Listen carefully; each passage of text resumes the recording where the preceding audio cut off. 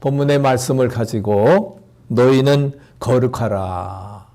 하나님께서 거룩하니까 대표적인 성품이지요. 우리도 거룩하라고 하신 그 말씀을 가지고 사순절기에 함께 첫째 주일을 보내면서 은혜를 나누고자 합니다. 우리가 어떻게 사순절기를 지켜야 될까 칼럼에 쓴 것처럼 오늘 사순절 첫째 주일입니다. 우리가 애슈엔즈데이 2월 22일 지난 수요일 이제 성의 수요일 이후에 사순절 다섯 주일을 보내고 그 다음에 종려주일과 함께 고난주간이 시작되어지고 마지막 이제 4월 9일이 부활주일이 되겠습니다. 사순절은 우리 그리스도인들이 주님의 고난을 생각하면서 참회와 경건을 하는 영적 준비의 기간으로 고대로부터 지켜왔습니다. 그 전통을 따라서 우리가 40일 동안 주님의 고난을 깊이 묵상하면서 함께 우리가 이루어 나가는 그런 귀한 영적 준비의 기간이 되어지기를 바랍니다. 그래서 이 절기에 우리가 경건하게 또한 마음과 행동을 조심하고 그래서 주님이 나를 위해 지신 십자가를 깊이 묵상하면서 그리스도의 겸손과 희생에 우리 자신을 비추면서 반성하면서 헌신하는 기간이 되어지시기를 축복합니다. 그래서 이것이 바로 우리 자신을 비우는 삶입니다. 우리를 내려놓는 겁니다. 누구든지 나를 따라오는 자기를 부인하고 그 다음에 자신을 낮추는 겁니다. 내려놓음, 더 내려놓는 것입니다. 그리고 그럴 때에 우리가 주님을 따르는 삶이 되어지는 것입니다. 믿습니까? 우리 모두가 이번 사순절기에 정말 자신을 비우고 자신을 낮추고 주님을 따르는 삶을 통해서 이제 부활의 승리와 영광을 체험할 수 있기를 간절히 축복합니다. 우리가 성경 이제 5차까지 읽었습니다. 이제 계속 나갈 텐데 성경을 읽으면서 여러분 어떻게 보면은 제일 지루했던 성경이 어디입니까? 어디였습니까? 레위기요? 왜 그래요?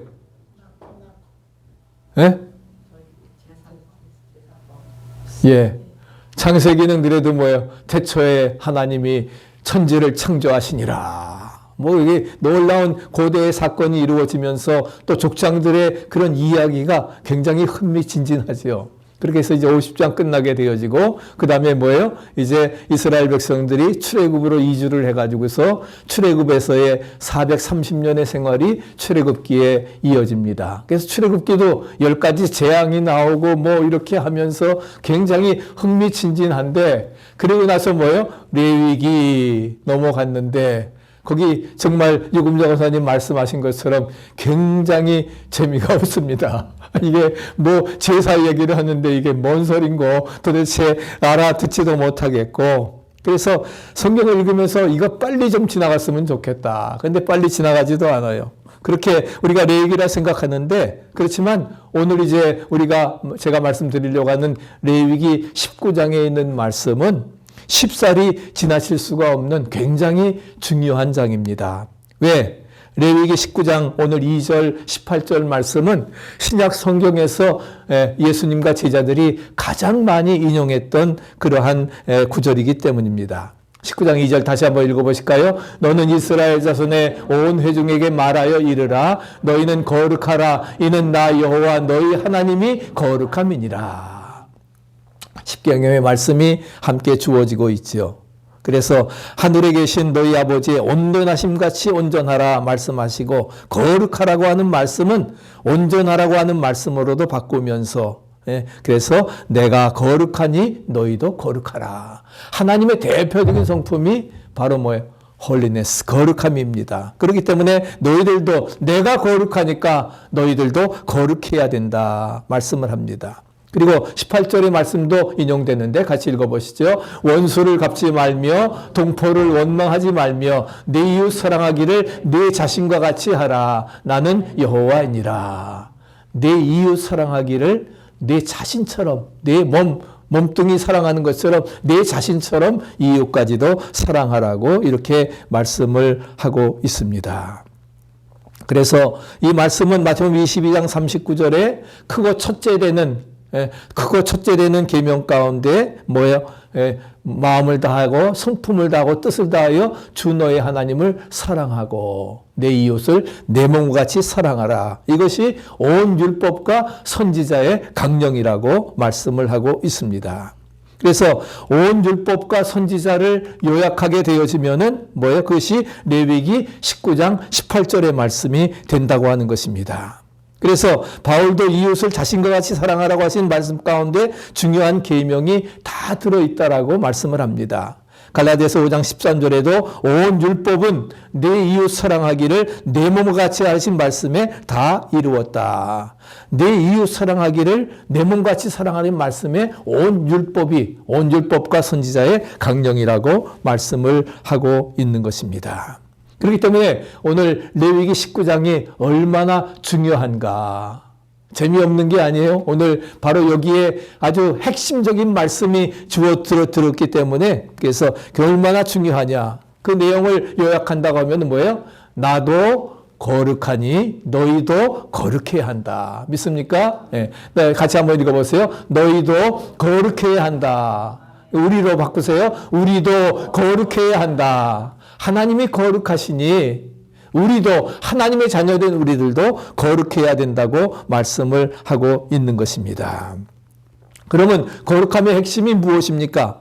거룩함의 핵심이 무엇입니까?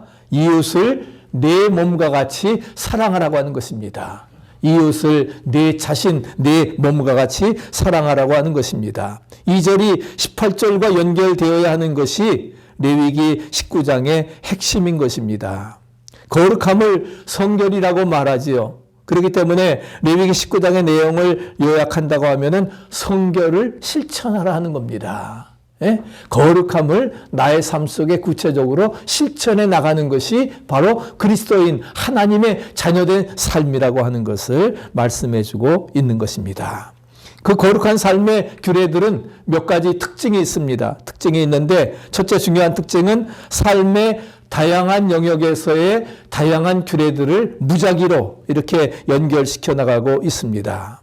이스라엘 백성들이 어떤 영역에서든지 하나님 앞에서 거룩함이라고 하는 정신으로 살아가야 된다는 거예요. 믿습니까? 그게 바로 선민이에요. 선택된 민족이면 선택된 민족답게 구원받은 사람이면 구원받은 자답게 살아야 그래야 그게 정말 세대를 본받지 말고 마음을 새롭게 하며 하나님의 뜻을 이루는 거룩한 산 제물이 되어지리라 믿습니다.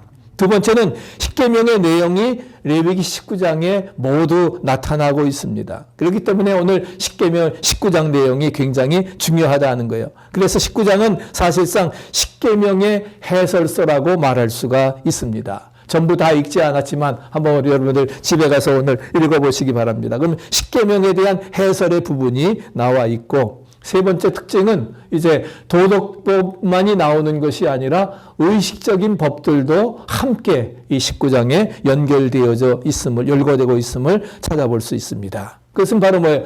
도덕법이나 의식법이 뭐예요? 연결되어 있는 거라요. 별개의 것이 아니라 긴밀하게 연결되어 있다는 것을 보여주고 있습니다. 네 번째는 끝절 9절 부분마다 나는 여호와니라, 나는 여호와 하나님이니라 하는 그 문구가 계속적으로 반복되어져 나오고 있습니다. 그것은 이 규례를 듣는 이스라엘 백성들로 하여금 이 규례가 뭐예요? 무거움을 생각하게 하는 것입니다. 이것을 말하는 사람이 누구라고요? 하나님이 싫어하는 거예요.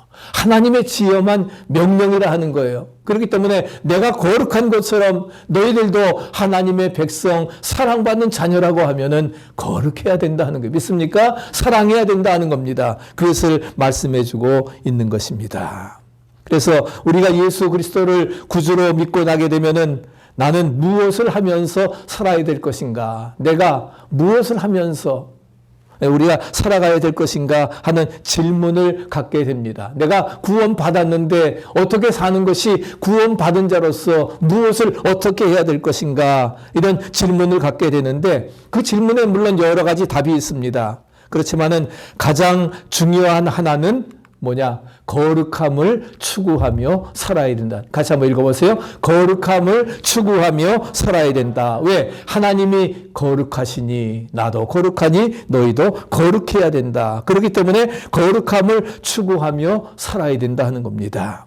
예수 그리스도를 구주로 믿는 사람은 성결을 추구하면서 살아가야 되는 것입니다. 성결 교인들만 그렇게 사는 것이 아니라 감리교인, 장로교인, 정말 하나님의 자녀라고 하면은, 구원받은 하나님의 자녀라고 하면은 성결을 추구하면서 살아야 되는 것입니다. 이것을 신학적인 용어로 바로 뭐예요? sanctification, 바로 성화라고 하는 것입니다.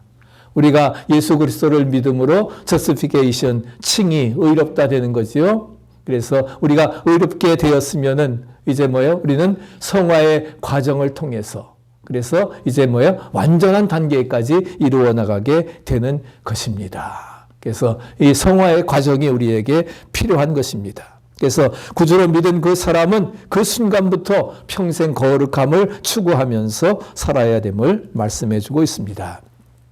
오늘 1절부터 4절까지에는 하나님만을 경외하며 섬기라고 말씀을 하고 있습니다. 이스라엘 백성들에게 주시는 거룩한 삶의 규례가 어떠합니까? 먼저 하나님을 경외하고 하나님만을 섬기는 것에 대한 규례를 우리가 살펴볼 수 있는데 3절 다시 한번 읽어보시죠. 너희 각 사람은 부모를 경외하고 나의 안식일을 지키라. 나는 너희 하나님 여호와니라. 부모를 경외하라고 하는 말에서 경외는 바로 뭐예요? 하나님을 경외한다고 하는 말과 같은 단어를 사용하고 있습니다. 그러니까 우리가 부모도 뭐예요? 부모를 경외하는 것을 누구처럼? 하나님을 경외하는 것처럼, 두려움으로 섬기는 것처럼 너를 낳아준 그 부모를 정말 경외하라, 두려움으로 섬기라고 하는 것입니다. 이것은 무슨 뜻입니까? 부모가 하나님의 대리인이라 하는 거예요. 그래서 하나님께서 허락하신 권위가 있다고 하는 것입니다. 우리 자식도 마찬가지입니다. 내 자식이라 마음대로 하는 것이 아니라 하나님이 나에게 주신 자식들입니다. 신탁하신 자식이기 때문에 우리가 하나님의 뜻대로 키워야 되고, 우리가 부모를 생각할 때에도 뭐예요? 정말 하나님의 대리인으로 있기 때문에 우리가 보이지 않는 하나님을 어떻게 공경합니까? 부모를 공경함으로 하나님 공경하는 그런 마음으로 이루어 나가게 되는 것입니다.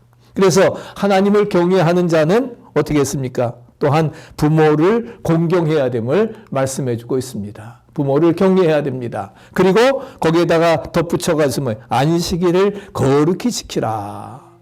갑자기 하나님을 경외하고 그렇게 부모를 경외하라고 하면서 안식일을 거룩히 지키라 하는 말씀, 굉장히 우리에게 의미심장합니다. 우리 십계명에서 첫째부터 넷째까지는 대신계명, 하나님과의 관계의 계명이지요. 그리고 5번째부터 10번째까지는 대인과의 관계, 내 부모를 공경하라, 거짓 증거하지 말라 하는 것으로 끝나게 되어지는데, 이런 대신계명과 대인의 계명 두 가지로 나누어지는데, 근데 여기서는 이 두 가지가 짝지어서 이제 명해지고 있습니다. 그래서 뭐라고 말씀합니까? 두 가지 짝지어서 부모님도 경외하고 하나님도 경외하면서 뭐예요? 안식일을 지켜라. 그 말은 뭐예요? 부모도 경외하고 하나님도 경외하며 예배하라 하는 것입니다. 믿습니까?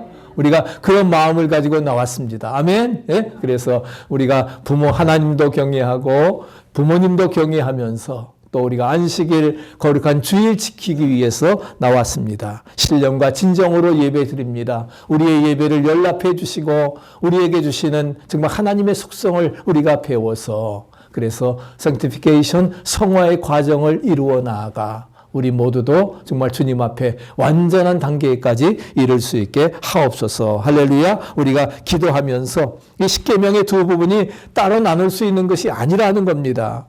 우리가 하나로 연결되어졌다 하는 것을 말씀을 하면서 계속해서 우상숭배에 대한 계명이 나오고 있습니다.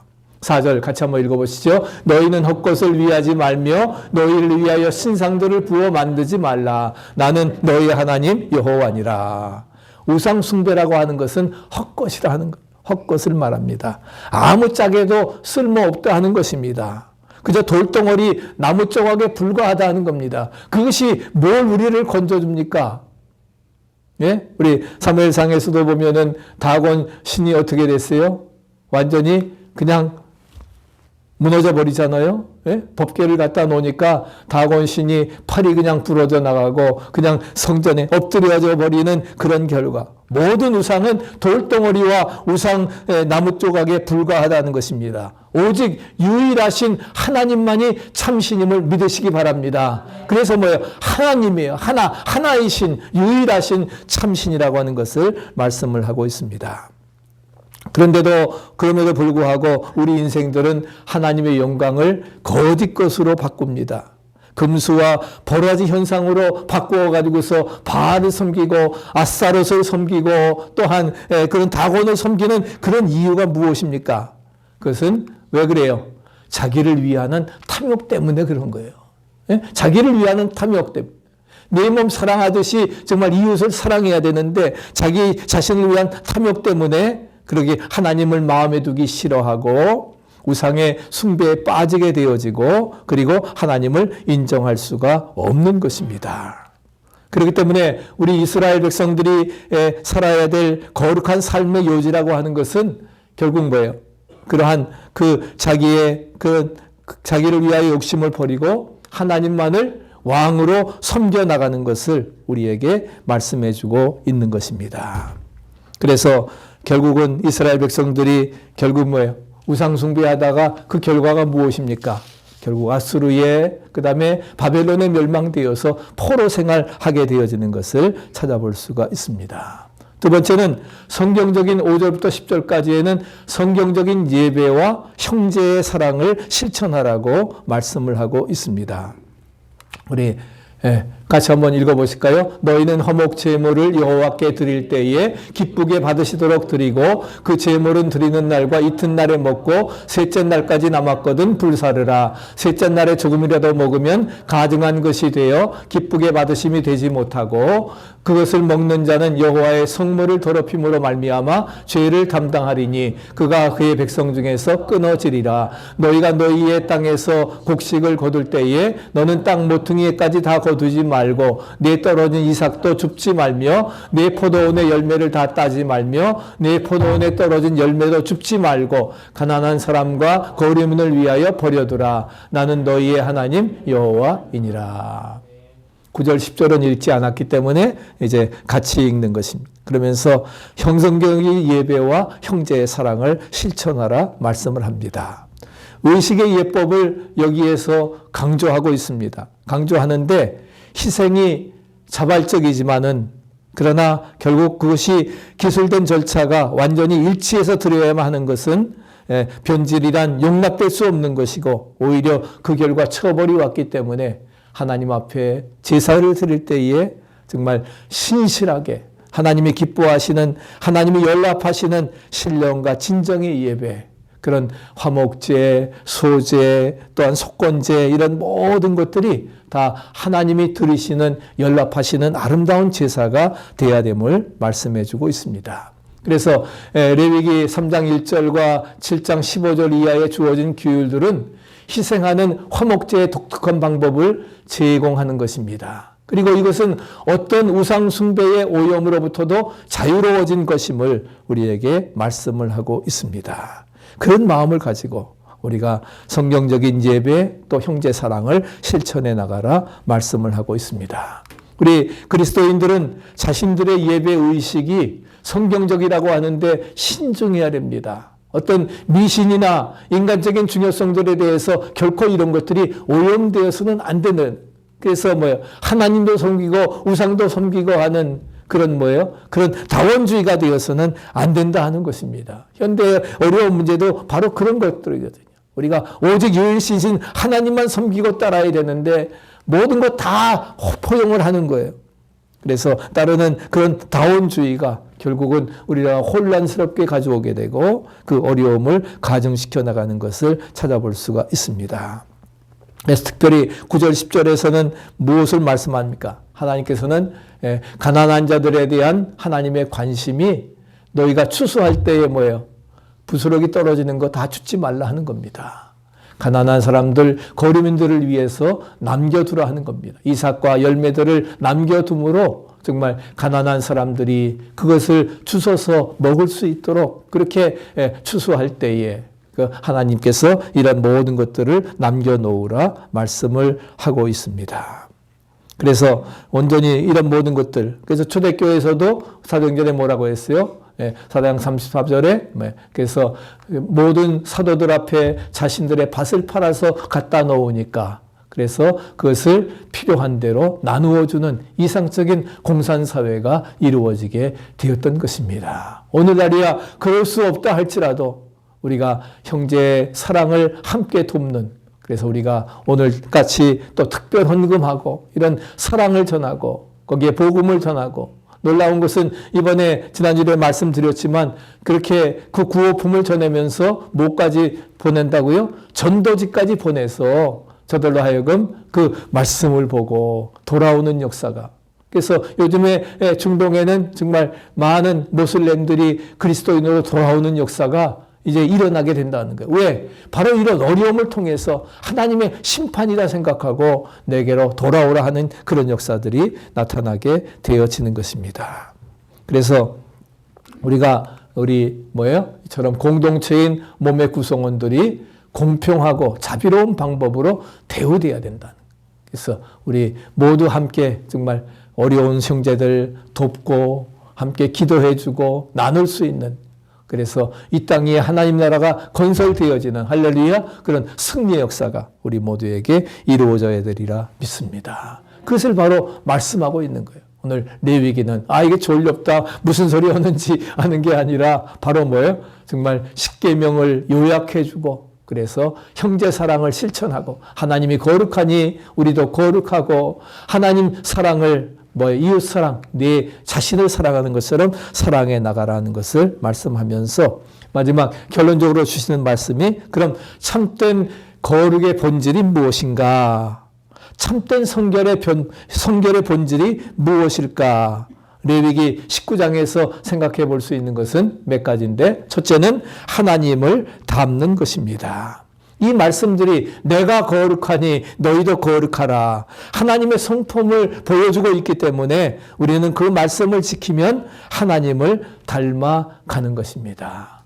일단 나중에 찬송 부르겠지만 예수 닮기 원합니다. 거룩하기 원합니다. 신자 되기 원합니다. 사랑하기 원합니다.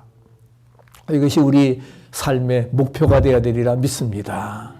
이마고대의 하나님의 형상으로 지음받았는데 지음받은 인간답게 살아가는 것이지요. 어제 새벽에 말씀드린 것처럼 우리가 정말 하나님의 형상을 가졌다고 하면은 그 형상 닮은 자처럼 살아가야 됨을 말씀해주고 있습니다.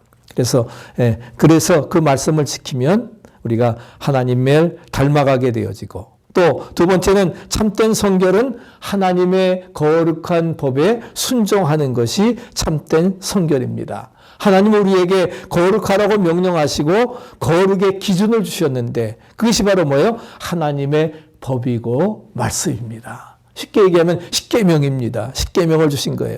그래서 하나님은 우리에게 거룩하라 명령하시고 거룩의 기준을 주셨는데, 그래서 이 법에 순종하며 우리는 살아가는 게 바로 성결의 생활이라는 겁니다. 구원받은 자의 삶이라 하는 것입니다. 세 번째는 참된 성결이라고 하는 것은 소극적인 것이 아닙니다. 나는 이제 술 안 먹겠다, 담배 안 피겠다고 하는 그런 소극적인 것이 아니라 이제 적극적으로 이웃을 내 몸과 같이 사랑하며 선한 일을 하며 사는 게 참된 성결이라는 겁니다. 우리가 죄라고 하는 것은 하라고 하는 것 하지 말라고 하는 것 하지 말라고 하는 것 하지 않는 것만이 죄가 아닙니다. 예? 아니요. 하지 말라고 하는 것 하는 것만 죄가 아니라 하지 말라고 하는 것 하지 않는 것도 죄입니다. 믿습니까? 제가 헷갈렸어요. 그래서 우리가 그것을 기억하고, 그것은 소극적인 의미로 하지 말라고 하는 것 하지 않는다. 난 죄 없다 아닙니다. 하라고 하는 것, 적극적인 명령을 주신 것 안 한 것도 그것은 죄가 되는 것입니다. 그래서 그리고 네 번째는 참된 성결이라고 하는 것은 멀리서 찾을 수 있는 것이 아니라 그 다음에 일상적인 생활 속에서 찾는 것입니다. 그것이 바로 참된 거룩이라 하는 것이지요. 성결은 일상생활 속에서 하나님의 성품을 나타내는 것입니다. 그것이 바로 뭐예요? 정말 예수와 같은 삶을 동행하면서 사는 겁니다. 야, 저 사람을 보니까 역시 예수 믿는 사람은 다르구나. 그것이 바로 뭐예요? 일상생활 속에서 예수의 향기와 사랑을 나타내는 그러한 삶입니다. 말로 전도할 필요 없어요. 그렇게 하면은 그냥 되어지는 겁니다. 그렇게 옛날에 프란치스가 제자들을 데리고 그냥 시장거리를 그냥 걸어만 다녀도 빛이 났으니까 그게 뭐예요? 그게 바로 전도라는 거예요. 삶의 전도라는 것입니다. 일상생활 속에서 찾을 수 있게 되고, 다섯 번째는 성결하라고 하는 말씀의 핵심은 결국 이웃 사랑하기를 내 몸과 같이 하라고 하는 그러한 말씀인 것입니다. 그래서 우리에게는 외국인도 이웃입니다. 나그네도 이웃이고 가난한 자도 이웃이고 원수도 이웃이라는 사실을 기억하시기 바랍니다. 원수는 아닌데 원수도 이웃입니다. 그래서 다 모든 것들, 그래서 이러한 것들을 말씀하면서 이웃 사랑하기를 내 몸과 같이, 원수가 줄이고 목마르거든 마시오라. 할렐루야. 그거 쉽지 않습니다. 그러나 주님이 나에게 그렇게 하셨으니까 할렐루야, 나도 실천한다. 그런 마음을 가지고 해나가는 것입니다. 그래서 결론적으로 성결은, 같이 한번 읽어보세요. 성결은 구원의 조건이 아니라 구원의 열매입니다. 아멘. 다시 한번요. 성결은 구원의 조건이 아니라 구원의 열매다. 우리가 물론 성결하기 위해서, 구원받기 위해서 하는 것이 아니라 그렇게 성결하게 살면은, 구원받은 자는 당연히 성결하게 살아가는 것입니다. 왜? 하나님이 거룩한 것처럼 거룩하라. 그래서 하나님이 성결하라고 여기 말씀하시는 것은 너희가 이렇게 살아야, 그래야 애굽에서 건져주시겠다, 그런 말씀이 아닙니다. 나는 너희를 애굽 땅에서 구원하여 된 너희 하나님 여호와니라. 내가 너희를 구원해 주었으니 너희는 성결하게 살아라. 할렐루야. 네, 내가 너희를 구원해 주었으니 구원받은 자답게 성결하게 이 시대를 본받지 말고 마음을 새롭게 함으로 변화를 받아 하나님의 선하시고 기뻐하시고 온전한 뜻이 무엇인지 분별하면서 살아가라 말씀하고 있습니다. 그래서 하나님께서 당신의 백성들, 구원받은 백성들에게 요구하시는 것은 무엇이에요? 두 가지입니다. 거룩이요 성결입니다. 믿으십니까? 하나님이 우리의 구원받은 백성이 요구하는 것은 거룩이요 성결입니다. 그것은 의식적이거나 위치적인 것이 아니라 일상생활 속에서의 그런 삶이 나타나야 되는 것입니다. 오늘 주신 레위기 19장의 말씀, 정말 성경에서 가장 많이 이용하는, 또 십계명을 우리가 다시 설명해 주는 귀한 말씀을 기억하고, 우리가 하나님의 거룩하심을 본받아 우리도 거룩하고, 부모님을 경외하고 하나님을 경외한 것처럼 그렇게 하고, 우리의 삶 속에 예배를 통해서 하나님의 그 신령과 진정으로 예배드리며, 또한 사랑 실천을 통해서 하나님의 사랑을 증거하고 이웃을 사랑으로 돌보는 가운데 이 땅에 천국을 이루어 나가는 승리의 역사 이루어질 수 있기를 간절히 축복합니다. 예.